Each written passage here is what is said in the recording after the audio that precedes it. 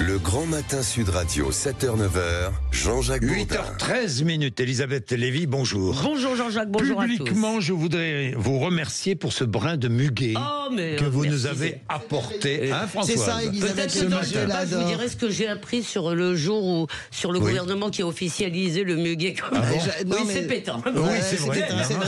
C'est horrible, c'est comme la fête des mères. Mais c'est pas grave. Non, mais c'est ça, c'est Elisabeth Lévy. On a le droit de faire 30 secondes de louange d'Elisabeth Lévy, la gentillesse incarnée. Oui, la gentillesse 40 incarnée. secondes. Pas trop parce que le temps passe. Voilà. 8h13 déjà.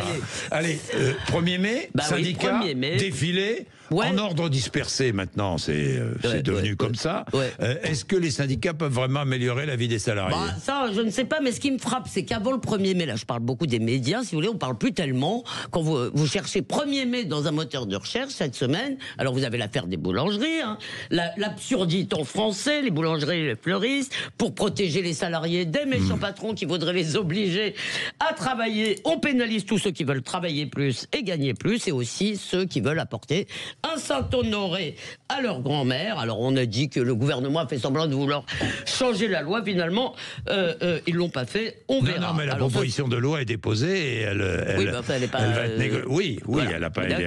C'est une vieille loi. C'est une vieille loi. Une vieille loi. Vous avez raison. Bon, c'est la polémique habituelle. C'est un marronnier, comme vous me l'avez fait remarquer. Oui. Alors avec le beau temps, on pouvait trouver aussi 1er mai que les professionnels du tourisme sont contents parce que tous ceux qui le pouvaient ont foutu le camp. mais dans toutes les villes de France. Le troisième sujet, c'est les violences. Où on vous parle avant le 1er mai.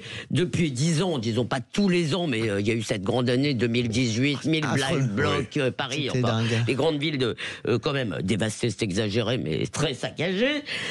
Et c'est vrai un peu dans toutes les manifs sociales, les retraites, la loi travail. On se rappelle les manifs, la loi travail. Bon, là, on nous annonce quelques centaines de Black Blocs. Il y a cet insoumis, l'assistant d'Ercilia Saudet. Non, il est pas elle vient d'être limogée. Non, mais justement, non, il porte plainte justement contre une radio qui a annoncé ça. On va demander à Thomas Porte. C'est insoumis, donc Richie Thibault a appelé à déborder le dispositif, alors on verra, mais je suis toujours étonné qu'on n'arrive pas, et comme beaucoup de gens, qu'on n'arrive pas à neutraliser quelques centaines de gens violents, et c'est vraiment un problème pour les... Enfin, je veux dire, il y a des tas de gens qui veulent manifester, mais moi je me rappelle les manifs d'avant, il y avait 300, 400 000 personnes dans les rues, les gens allaient en famille, qui va emmener... Enfin bon, voilà. Aujourd'hui, on est sur le pied de guerre, on annonce 30 000 à Paris. Vous vous rendez compte? 30 000 personnes à Paris, 150 000 en France. Donc, ça a beaucoup baissé. Voilà. Là. Bah oui. Et donc... Alors, vous me demandiez si les syndicats pouvaient améliorer la vie des salariés. En tous les cas, la désaffection, bon, je pense qu'elle s'explique de plein de façons. Il y a les images, effectivement, de violence.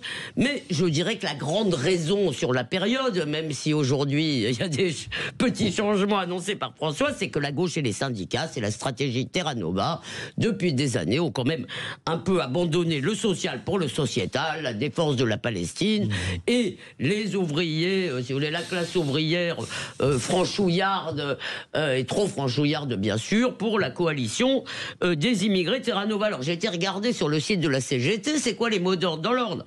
Pour la paix, nos retraites et nos salaires, pour une paix juste et durable, le droit des peuples, etc. Ensuite, pour agir face à l'international réactionnaire. Donc vous voyez vraiment là, je pense que Trump tremble ce matin.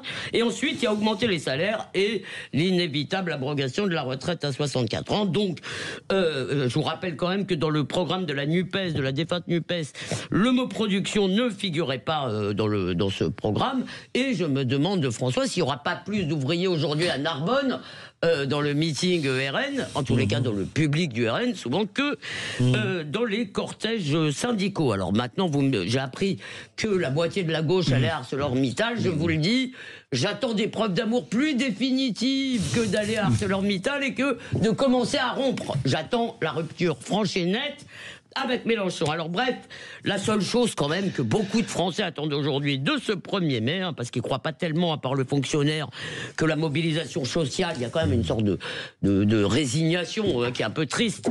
Les gens ne pensent pas que ça puisse changer quelque chose. Ce qu'ils attendent, c'est de ne pas avoir des images de villes dévastées demain. Alors il paraît que Dieu est mort.